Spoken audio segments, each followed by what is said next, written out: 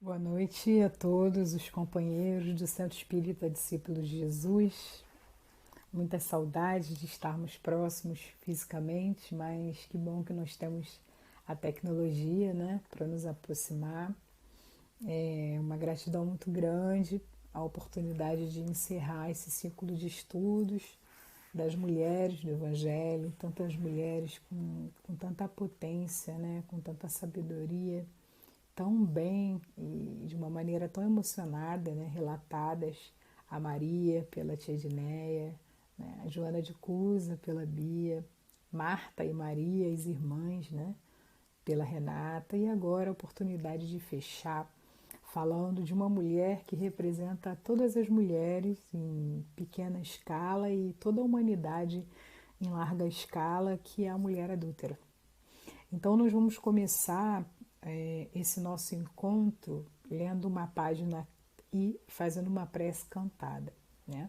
A página vai ser as palavras escritas na música Silêncio de Marielza Tiscati, que diz o seguinte: chama o silêncio, chama o silêncio, chama que ele vem. Traz o sossego, traz o descanso, traz Jesus também. Chama Jesus, chama Jesus, chama que ele vem.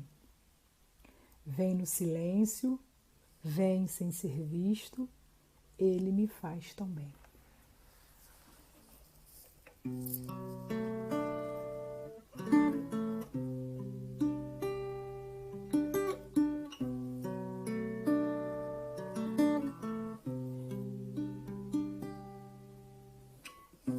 Chama o silêncio, chama o silêncio, chama que ele vem.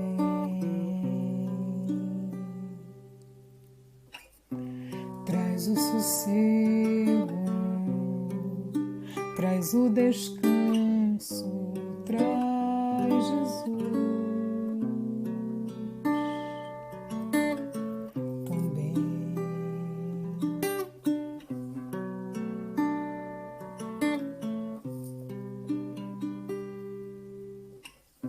Chama Jesus,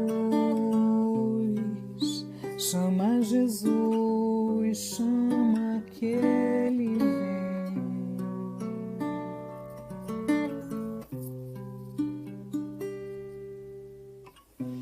Traz o sossego, traz o descanso, ele me faz tão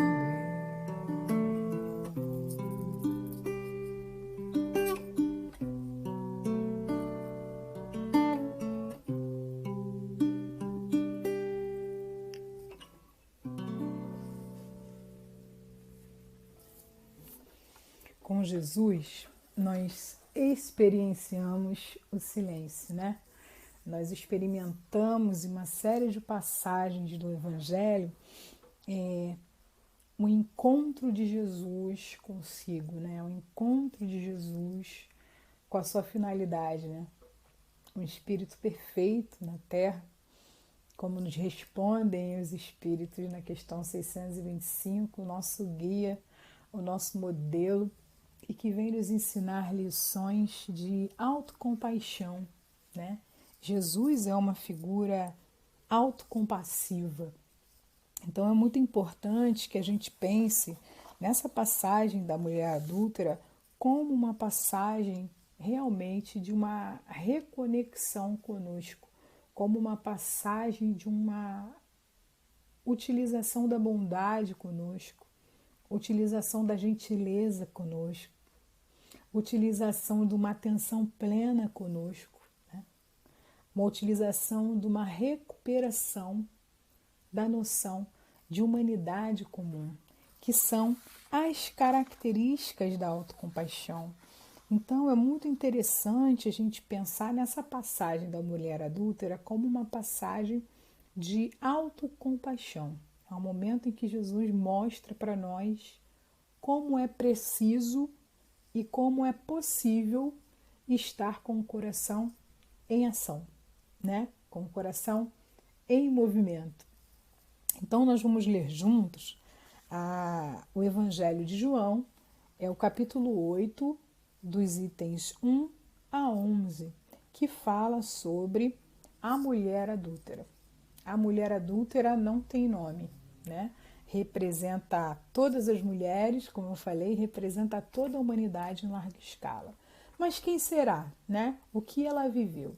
Então, nós vamos estudar o Evangelho de João e é muito interessante porque João provavelmente tenha sido contemporâneo desse fato. Como historiadora, eu posso adiantar para vocês que existem o fato histórico, que é o acontecimento, existe o contexto, né, que é o espaço em que aquele fato aconteceu, e existem as visões sobre o fato. Então, nós temos um fato. Uma mulher foi surpreendida em adultério e ela foi jogada em um espaço. As pessoas que estavam à volta viram esse acontecimento, viram o teste de Jesus. Mas cada uma dessas pessoas vai sentir esse fato histórico de acordo com o seu contexto, de acordo com a sua vivência. Nesse sentido, quando a gente pensa no acontecimento da mulher adúltera, né? A gente geralmente pensa em um formato triangular, né? A mulher adúltera, Jesus e todas as pessoas que estavam à volta esperando a reação de Jesus. Mas nós temos outras pessoas envolvidas nesse acontecimento que podem ou não estar naquele espaço, como, por exemplo, o marido, que foi, enfim, vítima do adultério, né? E o parceiro da mulher adúltera. Ou seja, há 3 pessoas diretas no acontecimento: a mulher adúltera, o marido e o homem que estava com a mulher adúltera. Mas quem entra para a história? A mulher adúltera. E por que a mulher adúltera entra para a história? É isso que a gente vê no desenrolar, né, da explicação, da explanação de João diante do acontecimento. E a gente vai tentar, nesses 30 minutinhos, esmiuçar os acontecimentos para que a gente entenda como todos os ensinos de Jesus são atemporais, né? Cabem em qualquer tempo e são valiosos em qualquer tempo. Então, João, ele começa dizendo o seguinte, no item 1. Jesus voltou para o Monte das Oliveiras. Mas no outro dia, de manhã bem cedo, ele estava de volta no templo. Logo se reuniu uma grande multidão e ele sentou para falar a eles. Quando estava falando, os líderes judaicos e os fariseus trouxeram uma mulher apanhada em adultério e a colocaram na frente da multidão. Mestre, disseram a Jesus, essa mulher foi encontrada no próprio ato de adultério. A lei de Moisés manda que seja morta. O que o Senhor acha? Eles estavam procurando apanhar Jesus, dizendo alguma coisa que pudessem usar contra ele. Mas ele se abaixou e escrevia na terra com o dedo. Ficaram esperando uma resposta, então ele se ergueu e disse, muito bem, joguem pedras até ela morrer, mas só aquele que nunca pecou pode jogar a primeira. Depois, abaixou-se de novo e escreveu mais um pouco na terra. Os líderes judaicos foram saindo a um, começando pelos mais idosos, até que só deixaram Jesus com a mulher diante da multidão. Então Jesus se ergueu novamente e disse a ela, onde estão os seus acusadores? Nenhum deles condenou você? Não, Senhor, disse ela. E Jesus disse, eu também não. Vá embora e não peques mais. Olha que interessante, pessoal. É muito interessante a gente começar a observar que a passagem ela começa justamente falando da simbologia do Monte das Oliveiras. A gente fala de alguns montes no Evangelho, mas os 2 montes principais são o Monte das Oliveiras e o Gólgota. O Gólgota representa, né, a morte, o sofrimento, a crucificação de Jesus. E o Monte das Oliveiras representa a purificação, representa a reflexão, representa o estado meditativo, representa o coração em movimento, né? O local das bem-aventuranças. Jesus voltava desse lugar de reflexão e foi colocado à prova. Seu conhecimento de homem e seu conhecimento de espírito foi colocado à prova. Foi trazido para ele um grande desafio dos escribas e dos fariseus. Quem são os fariseus, né? Os fariseus são a maioria da religião da época, né? Os fariseus são aqueles que seguem à risca os livros sagrados, né? E que após o ano 70 depois de Cristo, após a destruição de Jerusalém, eles são muito mal vistos, eles são conhecidos até hoje, né, nas interpretações como os falsos e os hipócritas. Mas naquele momento eram pessoas respeitadíssimas, porque conheciam a lei, né, vivenciavam a lei mosaica. E os escribas, eles eram vistos como os mestres, como os doutores, né? A palavra escriba no Evangelho é muito pouco escrita, né? Porque é uma palavra mais que nos remete mais à cultura egípcia, que eram os homens doutores da lei, que escreviam as leis, que sabiam ler e escrever, né? E na época contemporânea de Jesus, poucas pessoas sabem ler e escrever. Jesus era uma delas, como nós podemos perceber. Essa, inclusive, é a única passagem que diz que Jesus escreveu na terra. Olha que interessante, né? Então, Jesus ele tinha um conhecimento intelectual muito profundo. Os escribas brigavam com os saduceus, brigavam com os essênios. E Jesus tinha boas relações, amigos essênios, amigos saduceus, amigos escribas, amigos fariseus, né? Jesus veio espalhar um outro tipo de relação, uma relação em que você doa o seu melhor e Jesus espera o seu melhor. Isso é muito interessante da gente pensar nesse contexto. Então, os escribas, doutores das leis, conhecedores profundos das leis mosaicas, o que eles colocaram ali na frente de Jesus? Um desafio. Olhar para aquela mulher, olha que interessante, se eles fazem esse desafio é que eles sabem que há um equívoco de interpretação. Colocaram Jesus numa cilada, pessoal. Se ele fala para não apedrejarem, ele estaria indo de encontro à lei de Moisés, a lei escrita na pedra, a lei escrita na tábua, né? As tábuas da lei. Não cometerás adultério. E se ele diz para não apedrejar, ele está de acordo com a lei de Deus e contra as leis de Moisés. Então, apedreja, estou de acordo com Moisés, mas estou contra a lei do meu pai. Não apedreja, estou contrário à lei de Moisés, mas estou contra a lei de meu pai. Era um grande desafio. E a mulher ali, vivendo aqueles momentos assim de terror, de um monte de julgadores que deixaram os seus afazeres. Reparem, as pessoas estão passando pelo tempo. Vem a confusão e todo mundo se junta, porque já que é para julgar alguém, né? Vamos julgar todo mundo junto. Então as pessoas vão lá e se reúnem, crianças, velhos, muitos homens, algumas mulheres, muito poucas mulheres, mas todos lançando um olhar de crítica, um olhar de punição àquela mulher rendida, né? Segundo as escrituras sagradas, se uma mulher desconfia-se que ela, na época de Jesus, que ela cometeu um adultério, ela vai tomar uma bebida muito forte com muitos pós do templo. E aí, se ela engolir, ela não cometeu adultério. Se ela engasgar, ela cometeu adultério. Vejam que incrível, né? Um copo cheio de pó é muito difícil que a gente não engasgue, não é mesmo, meus amigos? Então, elas eram condenadas, né? Mesmo sem ver. Segundo as leis da época também, porque é muito interessante a gente falar, quem condena é o sinédrio. Quem condena é o sinédrio, não são as pessoas. Vejam bem, na época da crucificação de Jesus, eles levam Jesus a Pilatos, porque quem condena, não é o sinédrio, quem condena são os romanos. O sinédrio, ele executa as leis, mas quem condena são os romanos. Então, quando eles levam a mulher à frente do templo, eles estão esperando uma reação popular. Eles estão esperando que todos apedrejem a mulher, porque é assim que aqueles deuses querem.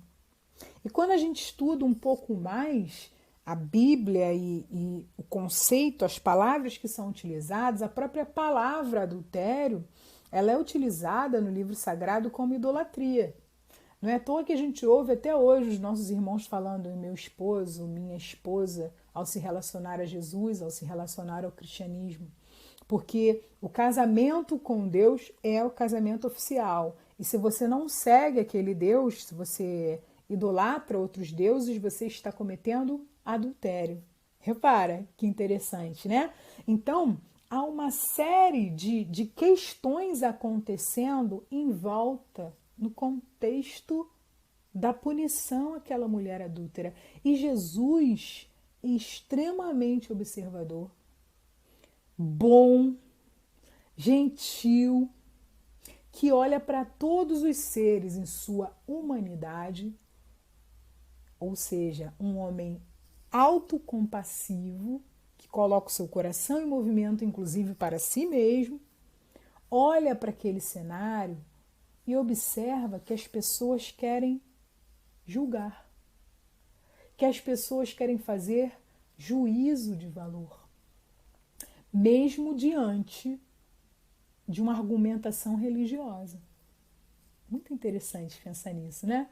Então, as leis de Moisés versus as leis de Deus seriam o juízo versus a misericórdia. Juízo, você ter a certeza das leis, a ciência das leis, mas você não observar que há um coração em miséria perto de você. E é nesse sentido, nesse contexto que Jesus vai fazendo, pessoal, todos os movimentos, inclusive o movimento de religião, ou no sentido de religare, ou no sentido de religere. Jesus se religa a Deus quando ama a todos aqueles seres, quando observa. E Jesus faz uma releitura de Deus quando ele se coloca como uma representação de Deus na Terra. Quando ele diz para nós, vós sois deuses. Isso é muito bacana para a gente estudar. Como o Evangelho é rico, como o Evangelho é bonito e como é importante a gente observar o contexto. Os homens eram punidos por adultério. O homem só cometia adultério na época de Jesus se ele se deitasse com uma mulher casada. Vejam bem, ele está cometendo um desrespeito a outro homem. Só para a gente ter uma noção de como a mulher era subjugada. Nas leituras religiosas, inclusive. Jesus vem à Terra também para colocar a mulher em uma posição de equidade ao homem. A mulher não é igual ao homem, a não ser em espírito. Mas a mulher tem direitos, a mulher tem deveres, e ela precisa que o direito dela de existir seja um direito também respeitado pelo homem. São vivências atuais. Repara como são vivências atuais, né? Um caso de traição atual ao homem, culturalmente, não, todo homem trai, né? Existe esse estigma de todo homem trai. E a mulher que trai, ela é execrada, tal como na época de Jesus. Então, reparem, pessoal, na atualidade da lição. Há um fato, há um contexto e a nossa emoção encarando aquele fato. Que a gente chama na história de verdades, né? Verdades. Cada um tem um ponto de vista. E é muito interessante que os espíritos também nos trazem pontos de vista. Como a Amália Rodrigues, né? Pela psicografia de Divaldo Pereira Franco, quando ela escreve no livro Pelos Caminhos de Jesus, a visão da mulher adúltera. Então, pessoal, é muito interessante a gente começar a pensar nesse contexto. O circo está armado, Jesus está na frente de uma mulher que cometeu um adultério, que cometeu um crime aos olhos dos homens, aos olhos das leis mosaicas, mas ele está diante de um ser que em prospecção pode crescer. Um ser que a gente não tem ideia do que sofreu. Um ser que só olhando para o fato em si a gente observa uma série de abandonos. Onde estão os amigos, onde está o pai, onde está o marido, onde está a pessoa com quem ela estava, né? Afinal de contas, para cometer o adultério você precisa ter uma dupla. Aquela mulher, ela representa muitos de nós. Muitos de nós. Mas aqueles homens e mulheres e crianças e velhos à volta também representam muitos de nós, que estamos em julgamento excessivo, externo, mas não estamos fazendo um reconhecimento interno dos nossos defeitos, né? A psicologia já nos observa, já nos diz, né, sobretudo em Jung, nos diz que nós somos espelhos. E se nós observamos as falhas do outro, é porque nós temos bastantes falhas. Se nós observamos a bondade do outro, é porque nós somos bons. Nós reconhecemos aquilo que nós conhecemos. Isso é muito interessante quando a gente estuda a passagem. Sempre me chamou a atenção Jesus escrever na passagem. E depois de estudar, né, sobretudo com a mocidade Luiz Helena, no Discípulos de Jesus, as emoções, estudar a compaixão, né, esse coração em movimento e o quanto a doutrina espírita ela nos fornece, os espíritos nos fornecem informações preciosas, como por exemplo, aonde estão escritas as leis de Deus, e os espíritos respondem na nossa consciência. Faz todo sentido Jesus escrever no pó. Faz todo sentido ele mostrar para as pessoas que aquelas atitudes agressivas são irrelevantes, são desnecessárias, são temporais, mas podem marcar vidas, podem destruir vidas. Os pré-julgamentos, eles são muito difíceis de serem extirpados, de serem desenrolados. Aquela mulher, meus amigos, é cada um de nós que sofre privações solitárias e acha que não tem ninguém para dividir, muitas vezes. Jesus, quando chega na cena, a atenção plena dele é abaixa na direção da mulher, olha para os olhos da mulher e ela abaixa a cabeça. Em seguida, ele escreve algo no chão. Provavelmente, nesse primeiro momento, ele coloca símbolos no chão, segundo a psicografia de Divaldo, né? A fala de Amália Rodrigues, ele faz símbolos. Dentro desses símbolos, alguns filmes que a gente assiste, né? É um peixinho. Peixe em grego é ictus, I-C-T-U-S. Jesus Cristo, Filho de Deus Salvador. Vira a marca do cristianismo primitivo, o peixe. Pescador de almas, pescador de corações. Em seguida, Jesus se levanta e olha para cada um daqueles homens, como se estivesse falando: eu sei como você está. Eu sei como você pode vir a ser. Eu reconheço você como um irmão em humanidade, como um filho de Deus. E aqueles homens abaixam seus olhos. Em seguida, Jesus utiliza uma outra parte do seu corpo, a fala, e diz: atire a primeira pedra aquele que estiver livre de pecado.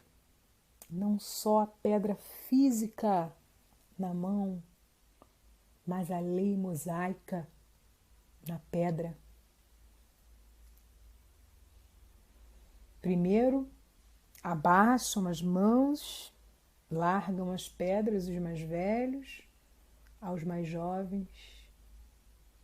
E Jesus volta a escrever na areia.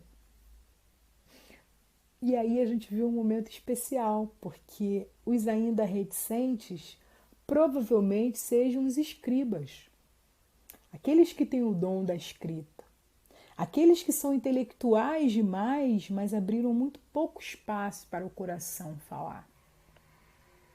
E aí Jesus escreve palavras direcionadas a eles. Provavelmente, eu sei quem vocês são, ou mentirosos, caluniosos, fanáticos, falsos, hipócritas. Aqueles homens soltam a pedra, vão embora, e Jesus mais uma vez abaixa e se coloca diante daquela mulher, numa atitude carinhosa, numa atitude de reconhecimento daquela humanidade. E diz: mulher, alguém aqui te condena? E ela olha pela primeira vez e vê o espaço vazio, fica impressionada. E Jesus diz: eu também não te condeno. Vá e não peques mais. E aquela mulher vai, e a tradição bíblica, os textos bíblicos param aí. Mas olha que interessante, pessoal, em nenhum momento Jesus diz: eu perdoo você, mas ele diz: vá e não peques mais. O perdão, etimologicamente, significa libertação. Significa caminhar, pessoal. Como o amor e o perdão humanizam as pessoas. Como a prática do amor e do auto-perdão e do auto-amor vai nos devolver a nossa humanidade.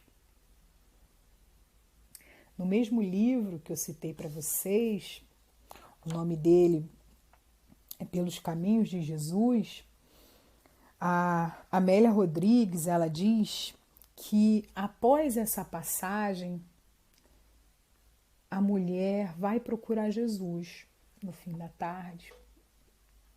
E ela diz a Jesus que viveu momentos assim de muita dor. Era muito apaixonada pelo seu marido, mas logo após o casamento ele voltou para as festas, ele voltou para as bebedeiras e ela cuidava da casa, cuidava dos afazeres domésticos, mas se sentia muito pouco mulher. Então ela acabou cedendo aos encantos de um amigo sedutor. Mas ela mesma diz que sabe das suas responsabilidades pessoais. Então Jesus olha para aquela mulher profundamente arrependida dos seus atos, solitária, e diz a ela que sabe que as pessoas não vão esquecer por muito tempo a atitude, que sabe que ela não poderá voltar para a casa de seu pai, que sabe que seu marido não a receberá, mas olha para aquela mulher profundamente, diz aquela mulher que há sempre um lugar no rebanho do amor para as ovelhas que retornam e desejam avançar. Há sempre um lugar no rebanho do amor para as ovelhas que retornam e desejam avançar, meus amigos. Aquela mulher adúltera, equivocada, se reconhece no seu equívoco, mas se reconhece acima de tudo como alguém que pode recomeçar, que tem o seu coração profundamente tocado pelo amor de Jesus, naquele outono de Jerusalém, festa familiar, qual não foi a ironia, no momento que as folhas caem, todos os seus deslizes caem também. Aquela mulher caminha, procura por lugares onde ela não será reconhecida. E 10 anos depois nós vemos aquela mulher revigorada, resignada, entendendo que o amor cobre a multidão de pecados, mas ele não apaga os pecados, e a lei de causa e efeito existe para todos nós. Os reencontros existem para todos nós. E aquela mulher profundamente tocada pelo amor e pelo perdão de Jesus, 10 anos depois está na cidade de Tiro, cuidando de pessoas, acolhendo pessoas, consolando pessoas, esclarecendo e orientando pessoas. E ela se depara com um homem maltrapilho, seus cabelos grandes, seu corpo magro, esquálido, seus olhos que pouco enxergam. Acolhe aquele homem em seu braço, medica aquele homem, conversa com aquele homem, com uma voz no fio. E aquele homem começa a contar a sua história para ela. A história de um homem que não acreditava em Jesus, mas que teve um contato com Jesus no fatídico dia, no dia em que descobriu o equívoco de sua esposa. E desde então ele procura por ela e pelo seu perdão. Ele não reconhece que está diante da sua mulher 10 anos depois. Ela olha para aquele homem, acolhe aquele homem em seus braços e repete a frase dita a Jesus. Por Jesus, há sempre um lugar no rebanho do amor para as ovelhas que retornam e desejam avançar. Meus amigos, há sempre um lugar. Há sempre um lugar. Pensemos profundamente antes de fazermos críticas, antes de lançarmos os nossos venenos. Lembremos do conselho e da conduta de Joana de Ângeles, que está presente na frente dos discípulos de Jesus. Jesus espera, avancemos. Um mundo de amor, um mundo de bondade, de gentileza, de recuperação da nossa humanidade e de atenção plena aos nossos afetos, aos nossos amores, está ao nosso dispor. Só depende de nós esse alcance. Que a mulher adúltera que mora em cada um de nós possa ser acolhida essa noite, todos os dias das nossas vidas. E que nos lembremos sempre que as ovelhas perdidas sempre podem reencontrar o seu rebanho. Muita paz a todos nós, que assim seja.